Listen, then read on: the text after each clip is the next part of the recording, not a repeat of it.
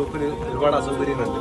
പക്ഷേ ആ അസൗകര്യങ്ങൾ പലപ്പോഴും നമ്മൾ മറന്നു പോകുന്നത് നമ്മുടെ നാട്ടിൽ നമ്മുടെ പ്രവർത്തകരാണ്. പലപ്പോഴും KMCC ഒക്കെ പ്രവർത്തനങ്ങൾ കണ്ണു നിറഞ്ഞ സന്ദർഭങ്ങൾ ഉണ്ടായിട്ടുണ്ട്.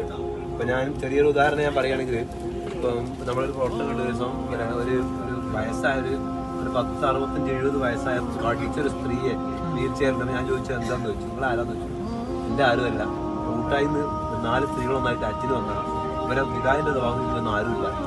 ഇവിടുന്ന് വണ്ടിയിൽ ആ സ്ത്രീയെ കയറ്റിയിട്ട് നടക്കാൻ പോലും പ്രയാസമുള്ള ആ സ്ത്രീയെ കൊണ്ടുപോയിട്ട് ഈ ഇവിടെ അൽനസീമിലൂടെ താമസിക്കുന്നത് അവിടെ കൊണ്ടുപോയിട്ട് വിടണമെങ്കിൽ വലിയ ത്യാഗം തന്നെ. ഈ ജോലി തിരക്കിനിടയ്ക്ക് ഇങ്ങനെ ഒരു സമയം പടച്ചവന്റെ മാർഗത്തിലുള്ള പ്രവർത്തനം കണ്ടെത്തി ഓരോരോ പ്രവർത്തനം വളരെയധികം.